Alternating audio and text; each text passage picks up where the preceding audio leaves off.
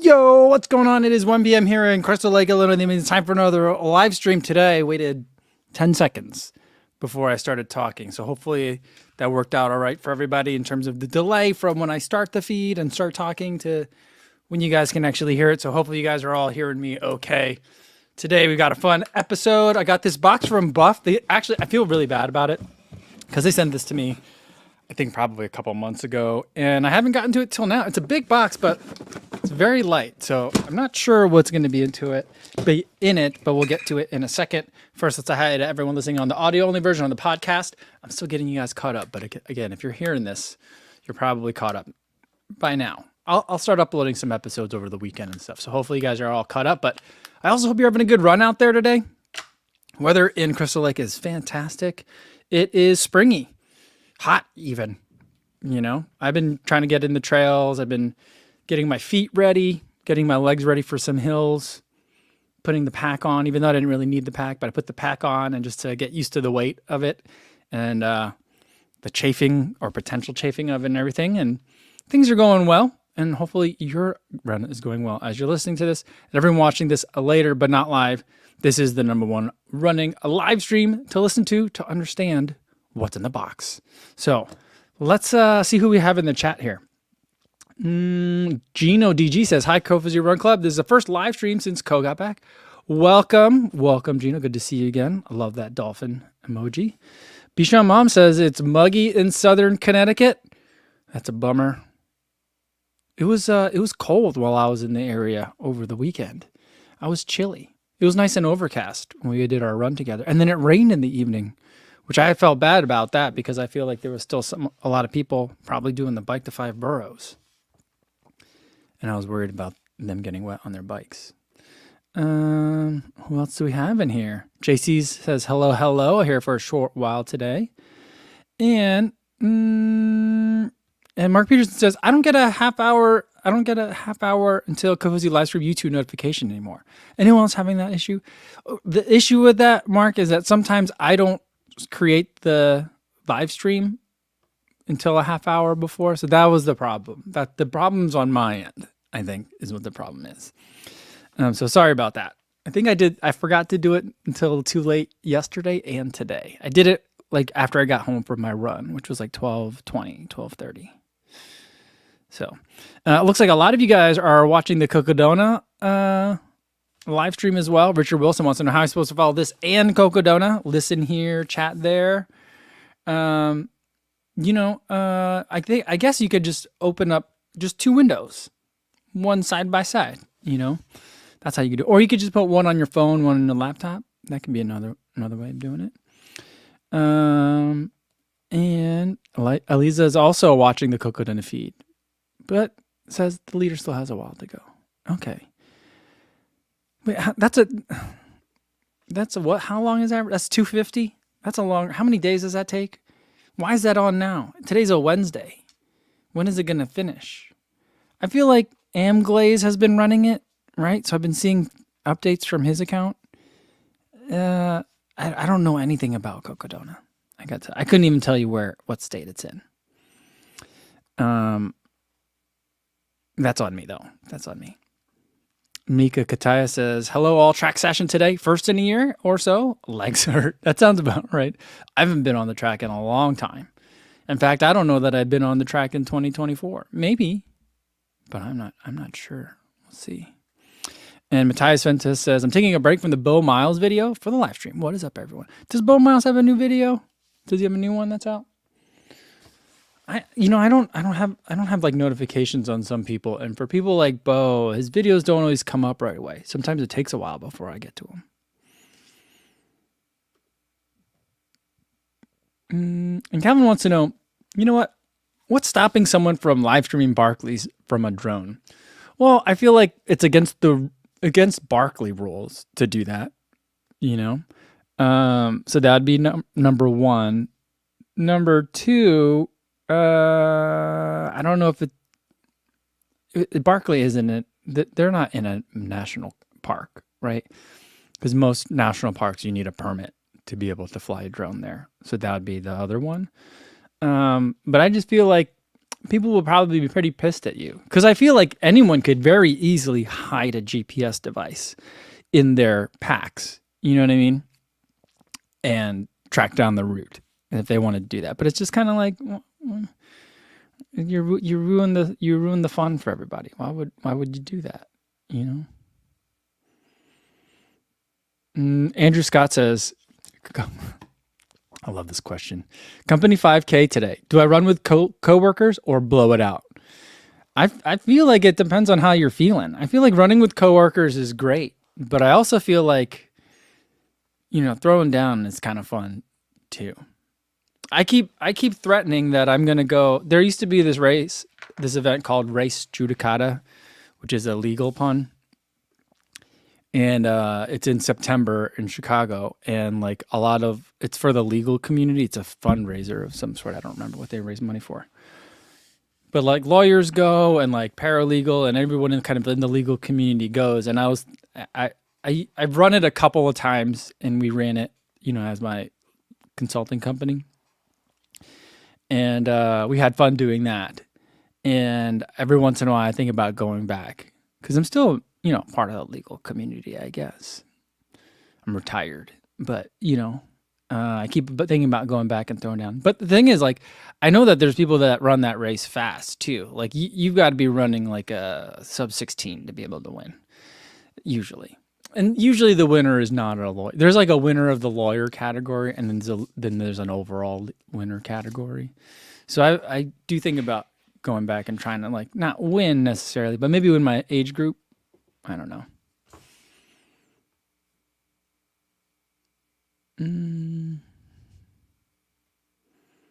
Dylan Tran asking a question that I'm probably not going to be able to answer. Any recommendations for pain in my interior tibulus? Do you mean tibia or do you mean fibula? Or maybe that's you're reaching the limit of my anatomy knowledge. It gets super tight when I run a mile, and I used to be able to do 5Ks. I would suggest consulting a physical therapist or an orthopedist or general practitioner. It's a really great question for them. I definitely am not qualified to answer that question.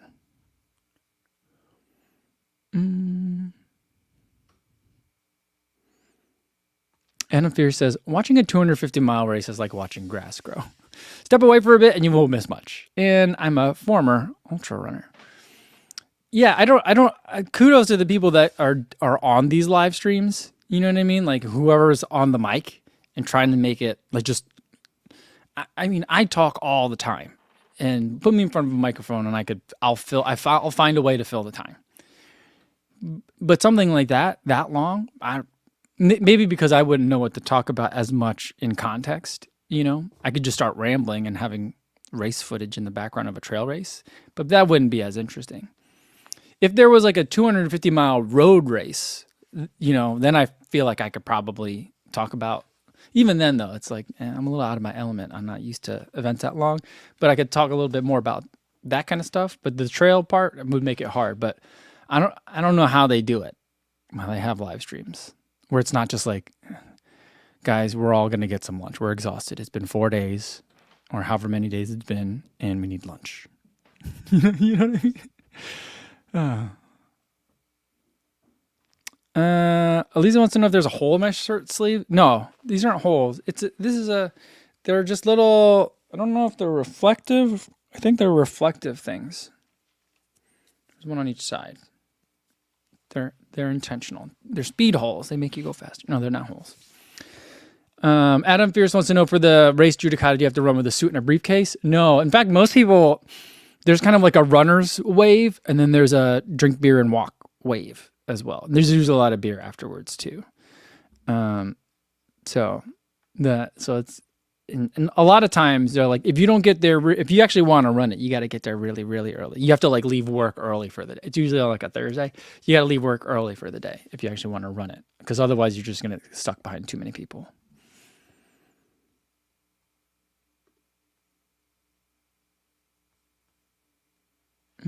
Stevie76 says, if I run out of stuff to talk about, I got to talk about trekking poles. If they were allowed, I don't know if Cocodona allows trekking poles for the race. And why don't some races allow trekking poles?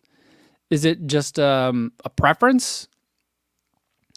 Um, or is there like another, like, like with triathlon, there's rules of when you can or can't have a wetsuit. If it's too warm, you're not allowed to have a wetsuit.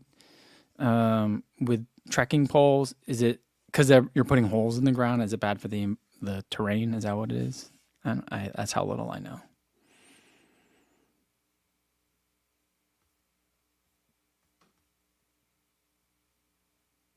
Richard Wilson said they do allow poles at Cocodona.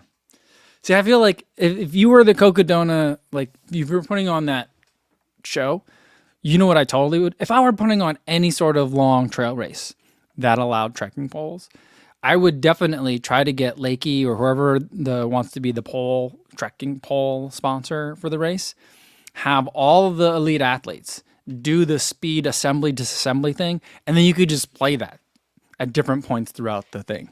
I feel like that's what one of the things that I would try and get done. I don't know if the athletes would want to do that, but I would try to do that. I mean, like, I feel like at some point you're doing a 250-mile race live stream. Do you just start playing trivia games? I feel like you got to play trivia games. Maybe do a bingo. I feel like you should have a running card bingo for a 250-mile race for sure. For sure. You gotta have bingo. Like, what do you think should be on the bingo card? Is Cocodona in the desert? Is it hot? Like I feel like a bingo square should be like someone fell into a cactus.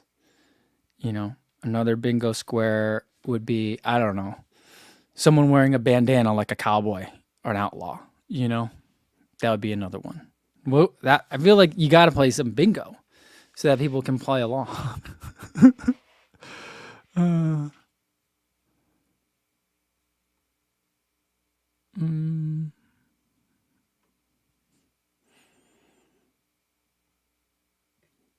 Vanessa Martinez says, my dad's a lawyer, and the only reason he signs up for charity golf matches is to drink and drive the beer golf cart. That sounds about right.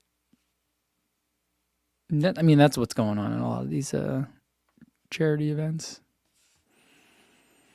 Adam says, with the European broadcast of bike races, they do get into some funny stuff, talking for hours on end. I bet.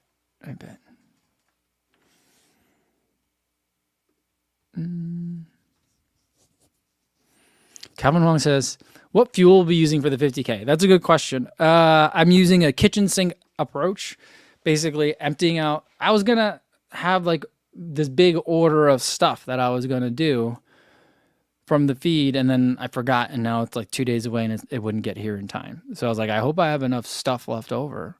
And so I'm going to have a collection of all my least favorite flavors of Tailwind, because that's what I have left. A whole bunch of Science and Sport gels, which fortunately I have a lot. I'll probably put some Beta Fuels in there. At the last trip, Adidas gave us a box full of like a Martin sampler pack. So I don't know if I'll bring the Martin gels because I have so many Science and Sport gels, and I'd rather have those, especially for an event like 50K.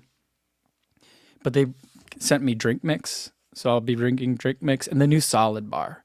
So I'll bring that. I'll probably bring a couple of extra granola bars too, but I think I'm going to probably be in the mood for salty rather than sweet granola.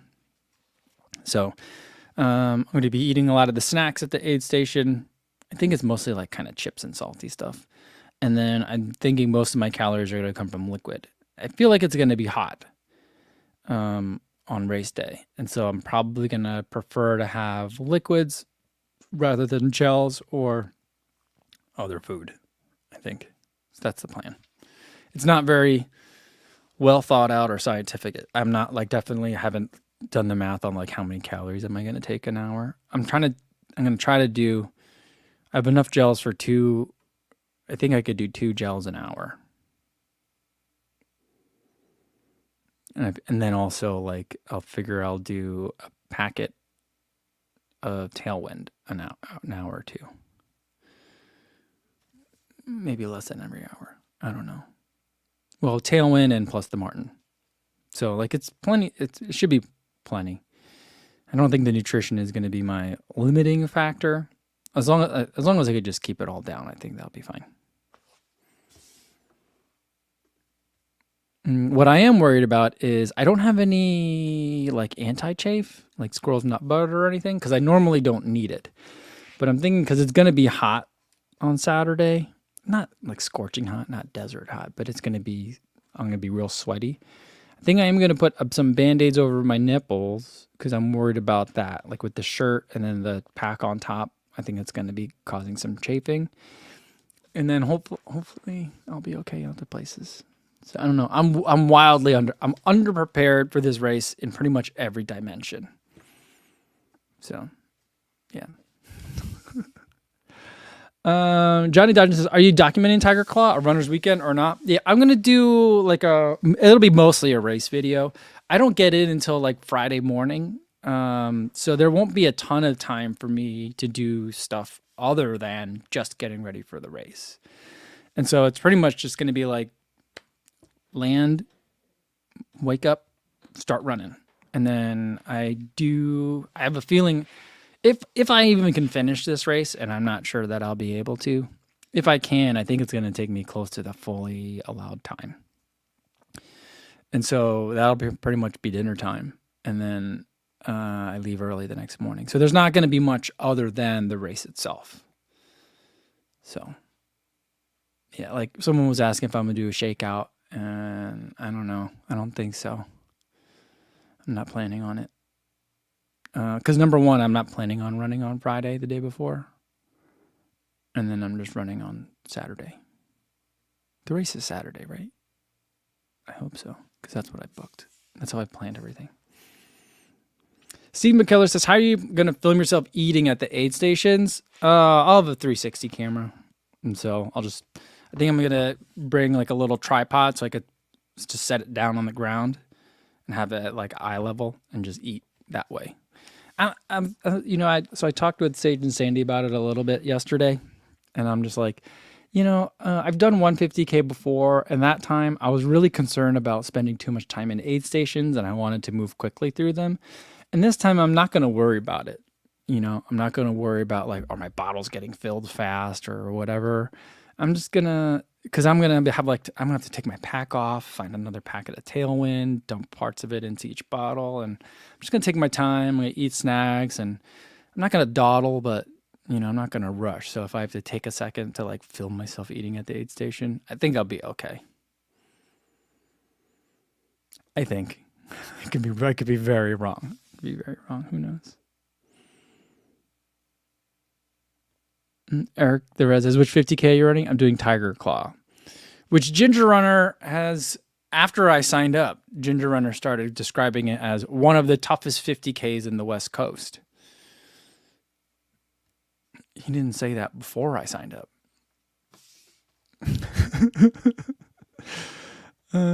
And Raquel Escatel says, "You know what? If you don't have squirrel's nut butter, Vaseline works just fine." I don't know if we have. I'm sure we have Vaseline in the house, just because we have had kids, so like you always. But I don't know if we still have it, because like you would have it for like diaper rash and stuff like that, right? And Daniel Burton says, "What shoes are you racing in?" So I think I'm gonna race in the Thundercross. I feel like it's not the most exciting option because the shoe's been out for a year. But I tested the Adidas Speed Agravic Ultra, and the shoe gives me blisters underneath the arches, and I just feel like it feels very big. It feels very heavy to me. And so like, not that I need the lightest shoe ever, but I did also try one of the lightest shoes ever, which was the Salomon S-Lab Phantasm 3. I ran in that one today. A lot of fun. But even just by the end of 9 miles today, I was like, oh, I don't want my feet to be in this shoe anymore. I was starting to develop a blister underneath one of my toes. So I'm like, that's not going to be it. It's just it's much more aggressive than I need. Although I do really like this shoe a lot. It's just not, I don't think, going to be for, trying to make a 9-hour cutoff on a 50K. I ran in the On Cloud Surfer Trail earlier this week, and I don't think that one's rugged enough. It's not aggressive enough. And then I ran into Mafate Speed 4s again. I think that's like probably second place choice. And then the first place choice, I think, is going to be the Thunder Cross. Because I feel like that shoe also, Solomon sent me that shoe in a half size too big. So I feel like that'll be good for feet expanding over the course of the day. And it's like chill, but has aggressive lugs. So I feel like that's kind of, I think that's what I'm going to race in.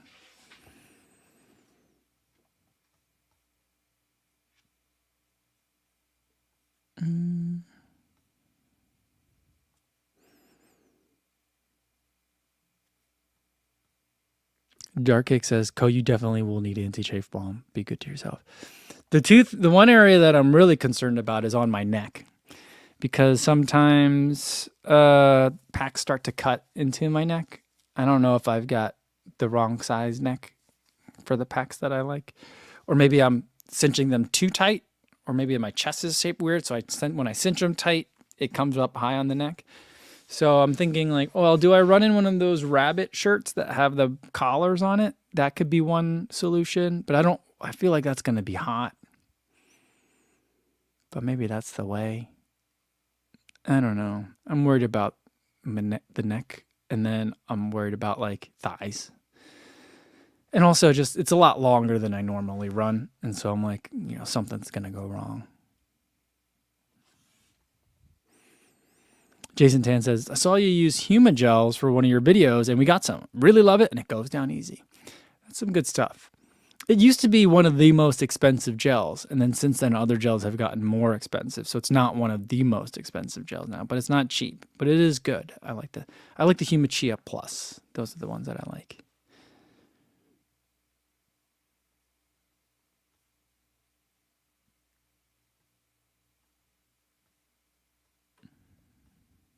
Sean says, Kofuzi, what happens if you DNF? I'm guessing Ethan doesn't come out on an ATV to pick up runners.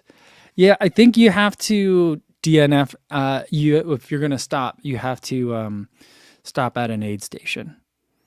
I think that, like, if you're hurt, I think that they figure out something out. But I think that like the rules are like, you don't just leave.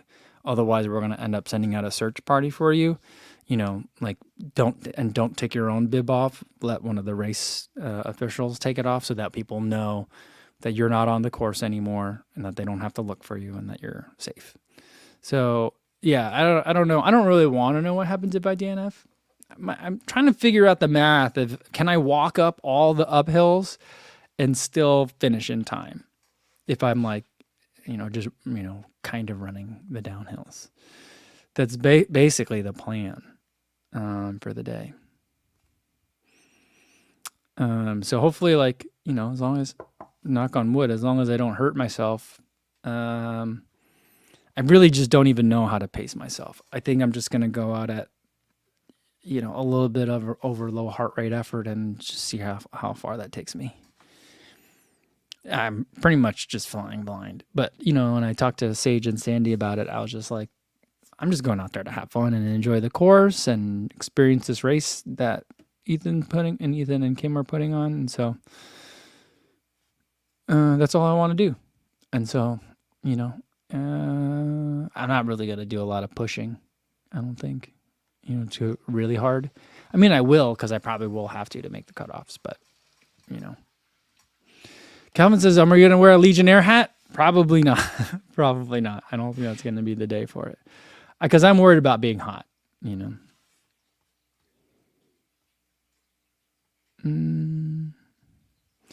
McKellar says, Insta360 over the GoPro? Yes, for two reasons. One is Insta360 is going to be a sponsor of the video. So that always, helps make decisions.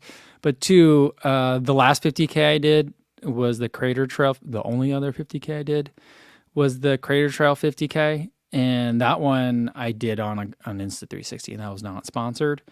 And I had a lot of fun.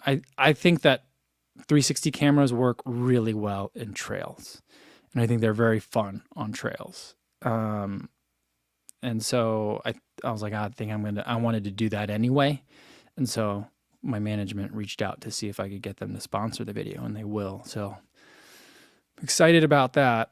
But those are the two main reasons. One, I think it'll be good. And two, it'll be sponsored. So that's always nice. Helps pay for the plane tickets and the hotel, so. But yeah.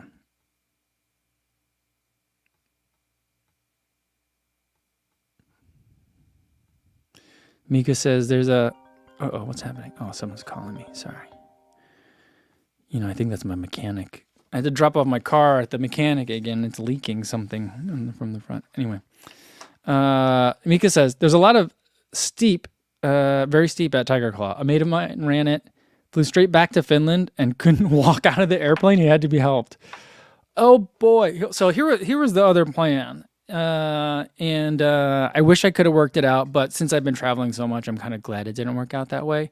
But my original plan was, so this weekend is Tiger Claw. Next week is Camp Strava.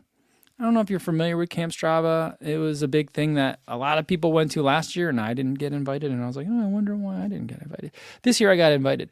And what I tried to have them do is, hey, instead of a plane ticket from Chicago to LA and back, can you get me a train ticket, like an overnight sleeper car train ticket from Seattle to LA, and then a flight to Chicago?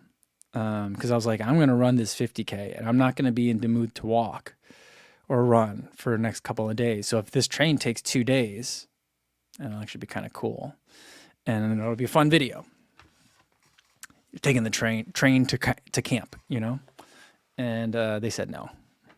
So I'm coming home, and then I'll fly back out again. But I hope I'm able to walk off the airplane. Oh boy, I'm really nervous.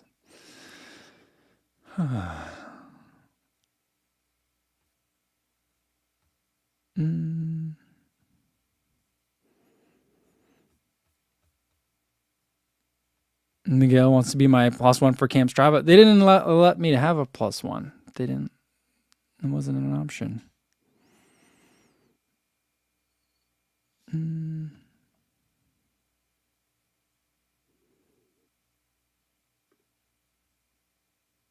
Matt Anderson wants to know if I've tried the Zagamas. I've never tried any Zagama. I've been trying a lot fewer trail shoes lately. I mean, I've been running a lot of trail shoes these last 2 weeks since I've been back from Germany. But that's because I need to figure out what shoe I'm going to race in on Saturday. And then after Saturday, I probably won't run in another trail shoe for a really long time. I mean, I might, because I do like running in the woods over by my house, but I probably won't be doing a lot of trail shoe reviews this year. All right, Eliza says, box of buffs. Let's get to the buffs. All right, here we go. I feel like this is a big box, and I'm really excited about it. And I was like, wow, I wonder what they sent. But I have a feeling there's only going to be, it's so light. I feel like there's only 3 things in here. So hopefully it's not disappointing, but I'm thankful for whatever it is they sent.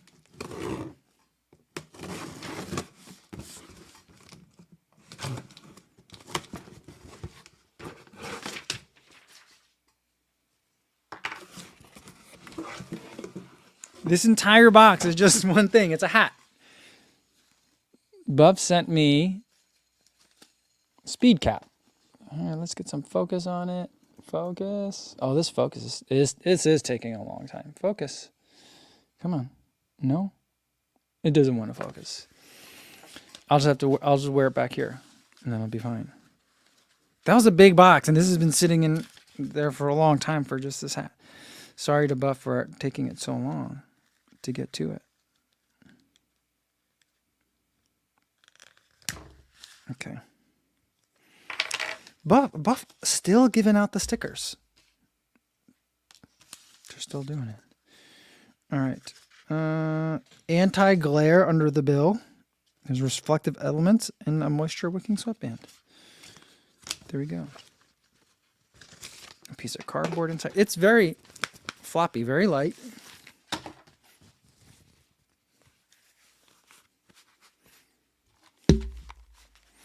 I like this one. I like it more than some of the other Buff hats they've had before, because they usually make theirs super packable, super light, and then they just don't fit my head the right way because they're like too small. It looks like I'm wearing like a children's hat. You know, like when they draw cartoons with the kid that always has like the red and yellow hat with the propeller on it. Sometimes I feel like the buff hats look like that on me. This one just feels like a regular hat. Rich Jason says, it's still blurry because I haven't locked the hat accessory in my inventory. I like that.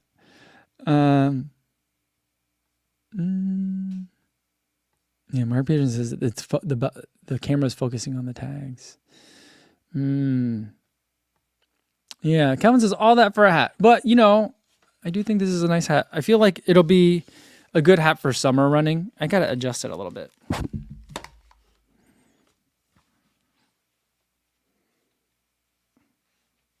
There we go.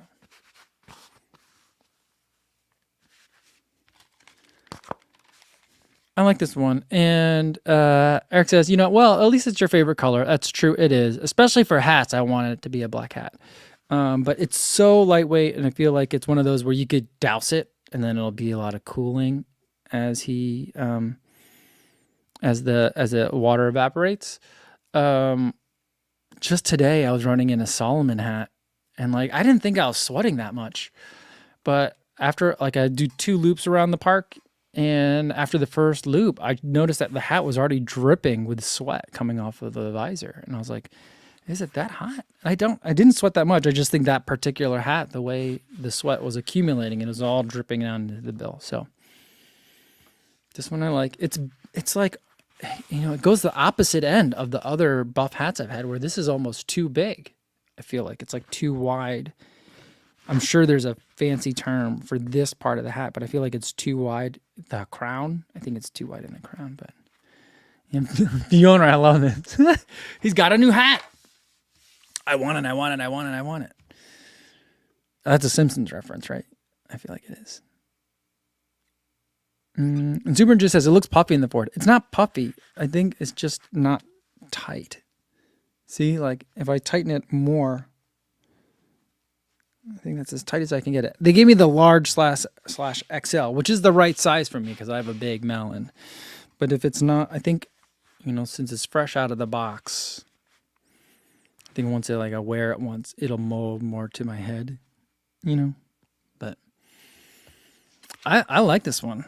This is good. Finally, Buff is making a hat that's like doesn't look weird. I like it. I like it though. Miguel says, "Go as a hat man." I do have too many hats. Now I do run with a hat every day, so I am the right person to send hats. It's funny because I've had conversations with Tommy Runs. And people will try to send him hats all the time. And Tommy will just be like, you got a hat for me? And they're like, of course we got a hat for you, Tommy. And they're like, you got a hat for me? And they're like, oh, wait, never mind. We won't send it to you then.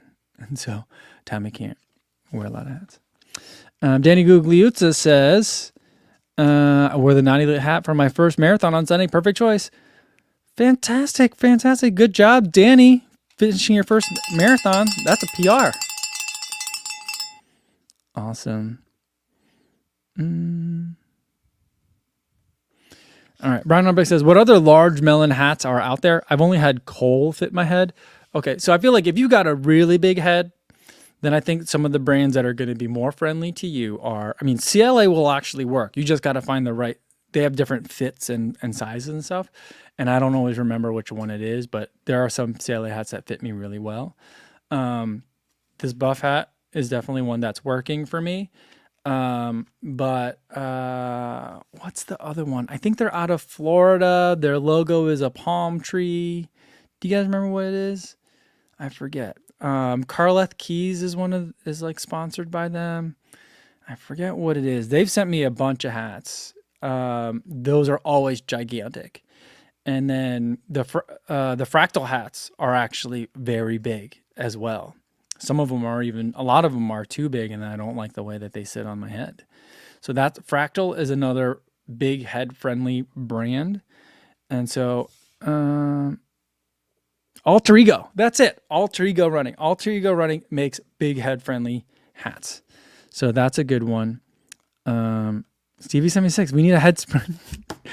You're the second person that said we need a hat spreadsheet. The first time I tried to ignore it, but now the second person is saying it. So I feel like maybe we do need to have just like a check column for a big head friendly, you know?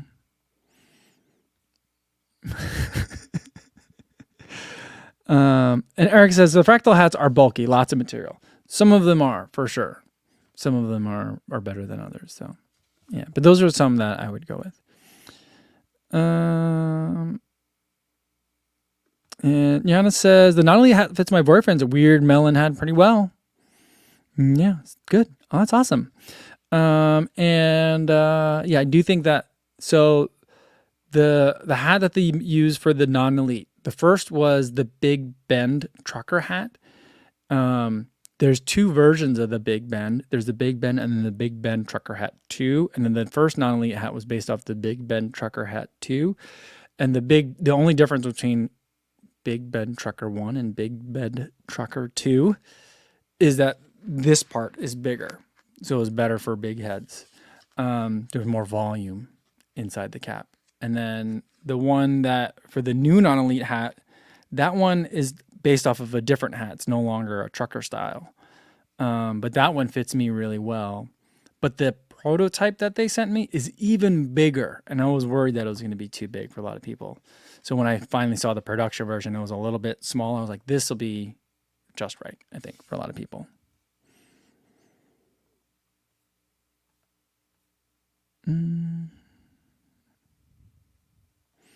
Vanessa Martinez says, you guys, I feel like you're just trolling me at this point. You know, if you make an Excel sheet for hats, you need a column for, is it a 10-gallon hat or not? Is 10 gallon. I think that would just be the title of the column. And it'd just be yes or no. Yeah.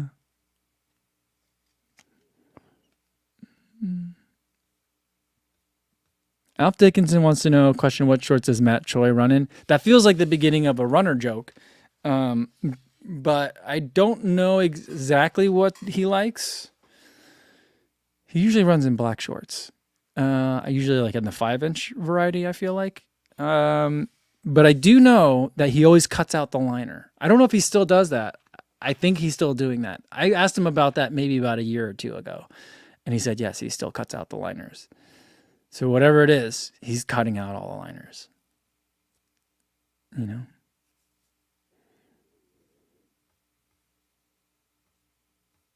All right, Kuvang says, PR alert, hit a new marathon PR of 3:09:33 on Sunday. Nice. After the race fell apart due to a lack of sleep from the week of stress at work. Was sad. On the course preview, I killed it. Race day fell apart. That's all right. You live to fight another day. And you got a PR. And so any day that you get a PR is nothing to shake a stick at. So congratulations on that, and you'll get them next time.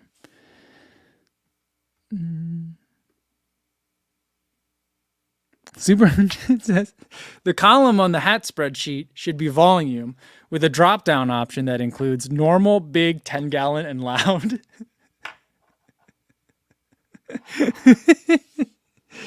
You're funny.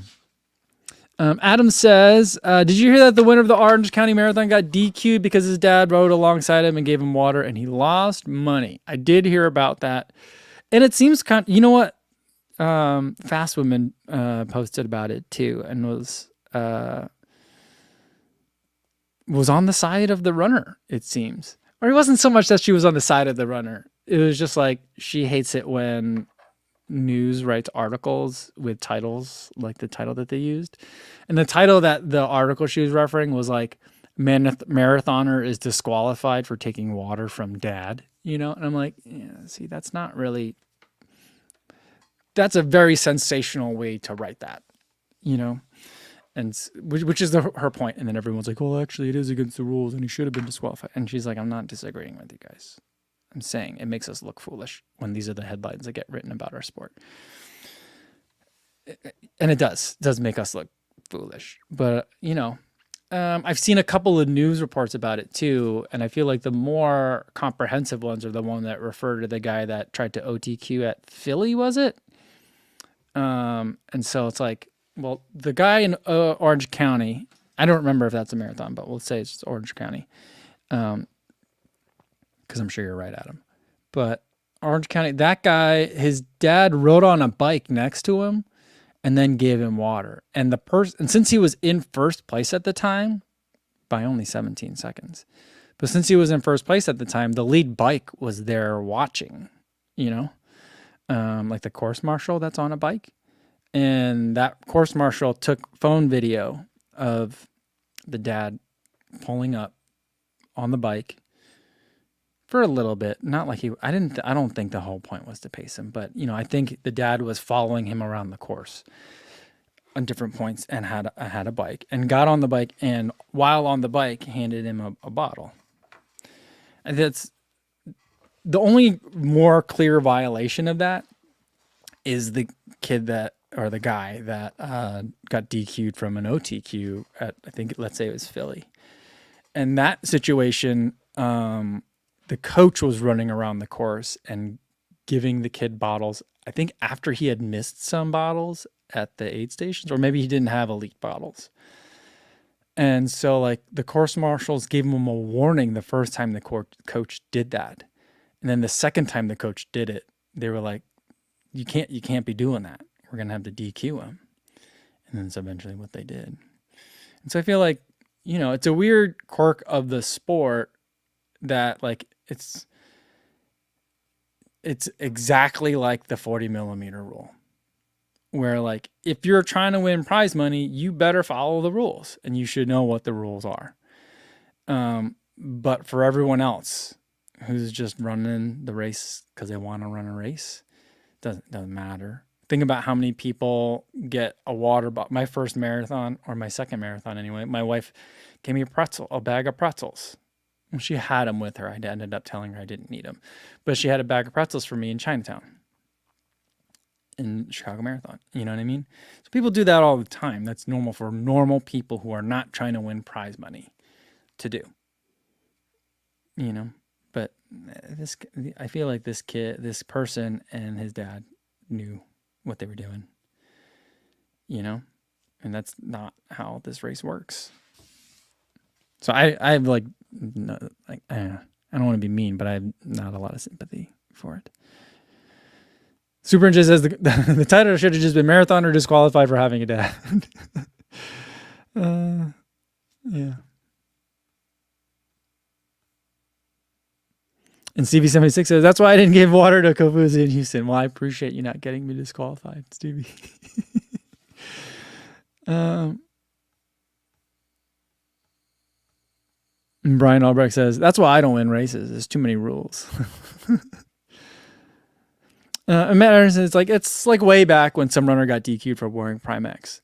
I won't tell you who told me this, but there's someone in the industry that's fairly certain that was a publicity stunt. And so the story with that runner that got DQ'd for wearing Primex said that like that runner, that situation is a little bit more egregious, because if you're like in the elite field for races, you generally, for a certain caliber of races, probably not for the OC marathon, but for whatever race, I think it was the Vienna marathon or something like that. And the elite runners have to submit their equipment before the race, probably the same time they drop off their bottles. And that gets checked. And then you get to take the shoes home and you put them on your feet for when you race the next day. But then after that person won the race, they had to submit their shoes for check. And it was not an Adios Pro like they had submitted the day before or 2 days before. It was a Primex. And so that was the thing. And so I think that was really good publicity for Adidas. Rule-breaking illegal shoe, illegally fast, or it could have been a good faith error. But either way, that person was disqualified,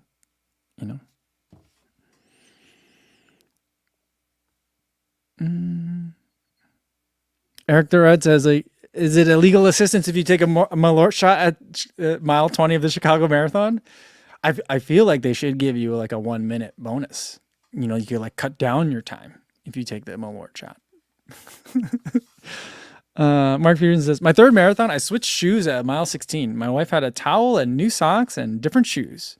I was nowhere near any sort of prizes though. Yeah. I mean, I see that all the time. I see it all the time at CIM, which is the race where I got a nasty gram about having Drew came in and ran with us, and I had an illegal pacer. And so, like, there's, I mean, I wasn't even making a PR attempt that day, but I was like, that's fair enough. I broke your rule.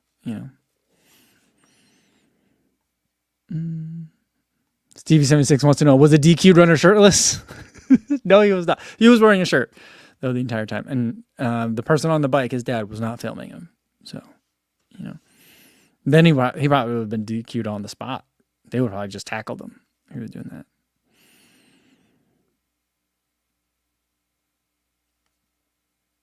AJ says he claimed that the aid stations weren't ready when he got there, but obviously they planned it, or he wouldn't have had the bottles ready on the bike. I mean, it could have been the dad's water bottle, because the dad was probably like, I'm going to be out there, trying to ride a bike around this course and keeping up with my son who's fast enough to win this race, so it could have been, it could have been his dad's water bottle. But from the little clip that I saw, and I don't know at what mile it was versus like of where the clip was that I saw where aid stations were clearly ready. He just ran by them.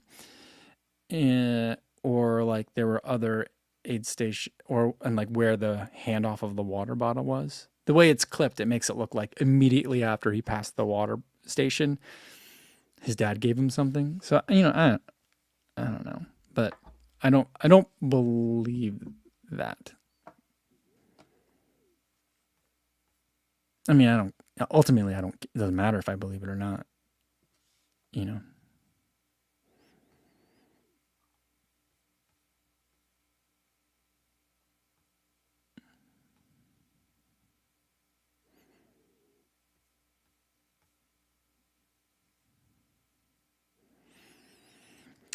Eric Fairmont says 1 minute credit per shot. Come on, Chicago. Let's do it. I could see that happening at like a trail race. Take a shot of Fireball and we'll cut a minute off your time or something like that. Or we'll extend, like if you're worried that you're not going to make the cutoffs, you could take a bunch of Fireball and then like the sweeper has to wait a minute longer. Or every shot of Fireball you take, the sweeper also has to take a shot of Fireball. And if that slows them down, then you can have an advantage that way. And you can keep running even though you're past technically the cutoff.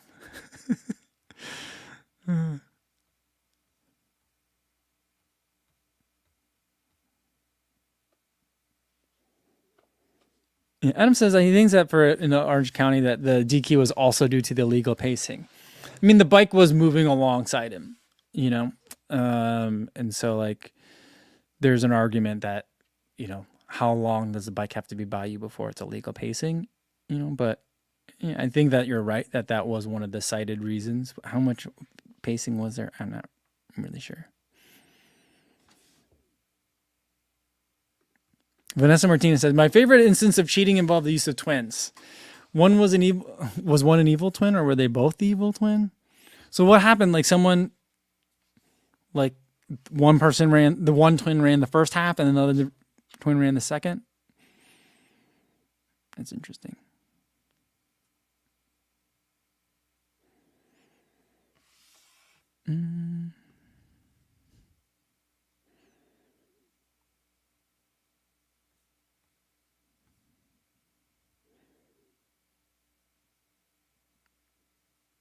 See, Calvin says, don't tell the race organizers my Garmin has something called Pace Pro. Yeah, I think it's a little bit different. I mean, when Ben Johnson paced me to my first sub 3, that made a huge difference. Even I wasn't drafting behind him, I mean, sometimes I was behind him, but like that wasn't the thing that was helpful. What was helpful was like having him worry about pace for me, especially when I was really tired. And also like when I'm like freaking out because I'm like, I don't know if I can do this. And I look over and Ben's like smiling and waving at the crowd and just chill. That's very reassuring and helpful too. So.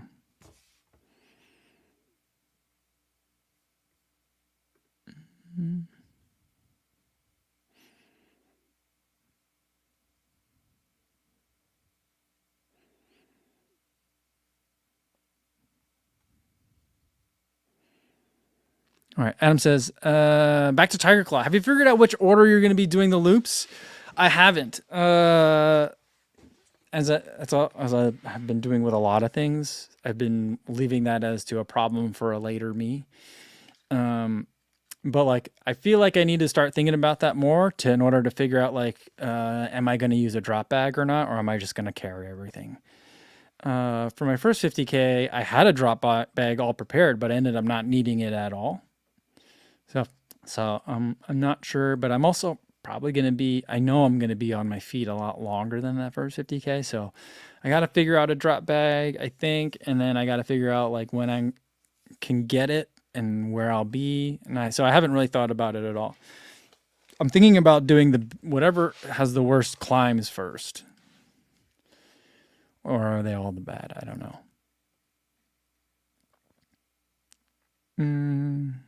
Maybe I'll do one of the short loops, then the long loop, and then another short loop. I don't know. Richard Wilson says, better to have a drop bag and not need it than to not have one and need it. That's true. But then that means I have to do so much more prep. And Adam says, drop bag, especially since you come back to the same place between loops. Extra socks, shoes, gels, etc. All right. Well, maybe I'll put some gels in there. And then I guess I won't have to carry all my drink mix with me then. I'll just have it in my drop bag every time I come back.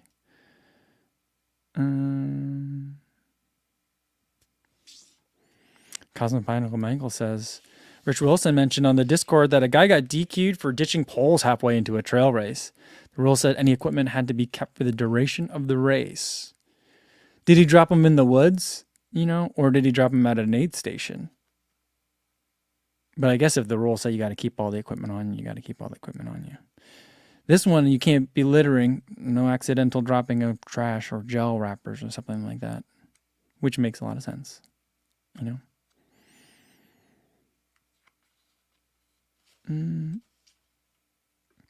Calvin says, you have a drop bag with the Evo 1s in case someone starts talking trash? I mean, maybe I'll put the Speed Ultras.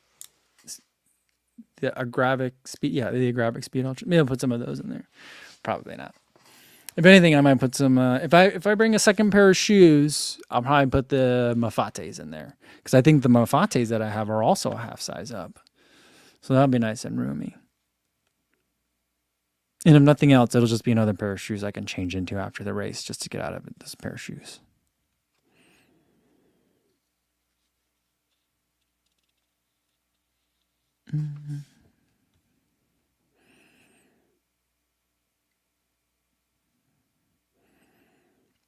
Speaking of other racers that got disqualified, did you see there was that race it was in China where there was a Chinese runner who was being paced by like 3 or 4 different people? Like together, like a group of pacers, and the pacers all made it to the finish line, and they were like, like shooing the guy that they were pacing to get in front of them, so that everyone, like the optics are that like, this Chinese race hired a bunch of East African runners to pace a Chinese runner to win, and wanted the Chinese runner to win. And everyone's like, well, they're pacers. That's their job, to make sure that this guy does well. But apparently there was like 4 people, all 4 of those people got disqualified later because those people weren't like registered pacers. They were just other people with bibs, and they ended up serving as pacers. So a lot of weird stuff happening in races right now. I don't know.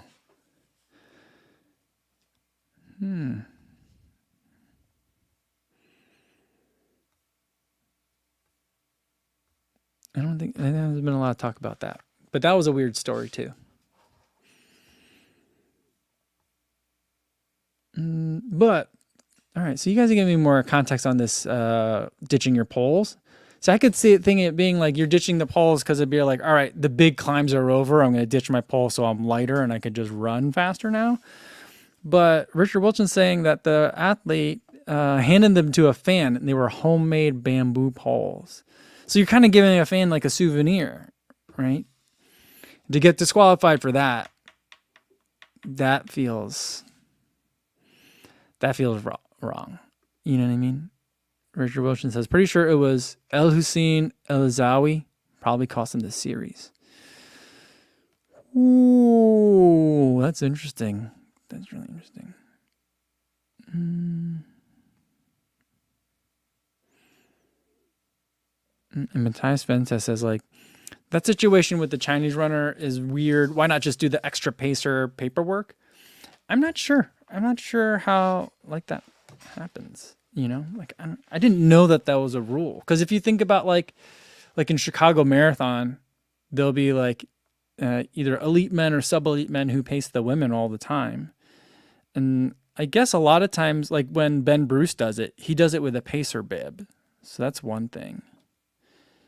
Because I also wonder, like, you know, like you're not allowed to get in aid assistance from another person who's not racing. So, like, for example, when like elite athletes, they come through their elite aid stations and they grab a bottle. Sometimes some people can't get to the table, or maybe they drop their bottle, and athletes will share with each other if they want. They don't always do, but they can. That's not something that's going to get people disqualified unless it becomes clear that you're like the bottle fetcher, or like you're a mule for someone else. Then I think you can be disqualified. But like aid from other racers is permissible. I wonder how that works with pacers. I don't know. I don't know that part of the rules well enough, I guess. Adam says in that situation, the men were paid to pace him to a national record, which he missed. And I think it only became an issue because the video went viral. Oh, okay. Interesting.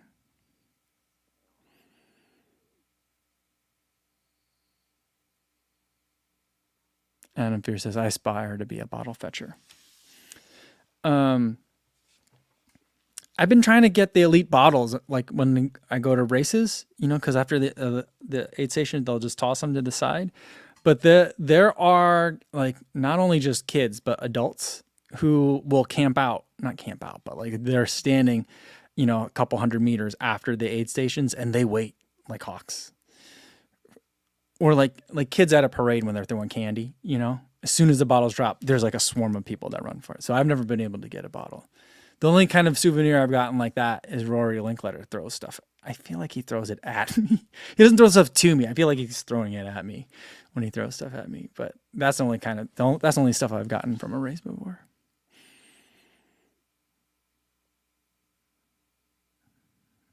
Yeah, CBC76 has game used bottles. Yeah, I would love a game used bottle. I think that'd be kind of cool. But because then if I got like one of Rory's bottles, I could ask him to maybe sign it for me some all the time. You know, I just feel like that'd be fun. A little souvenir to have. But I don't have any bottles. I've only gotten the ice pack that he's throwing at me that one time, and I pitched it. Dan L says, any advice for my first 50K? I'm 1.5 weeks out and feeling crazy amount of imposter syndrome. Yeah, I'm not going to give you any advice, Dan. I don't know if you've been listening to me this whole time. I'm just full of bad ideas and a lack of preparation. So don't ask me. I think there's a lot of people here that can help you, but not me. Mika says, take the first 15K easy. I'm planning on walking out of the starting gate. Yeah.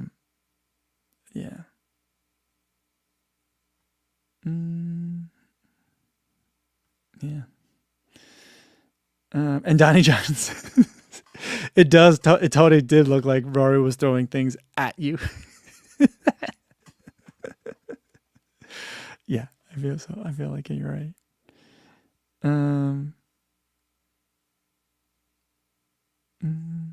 Adam says, start out slow and then fade. There, okay, yeah.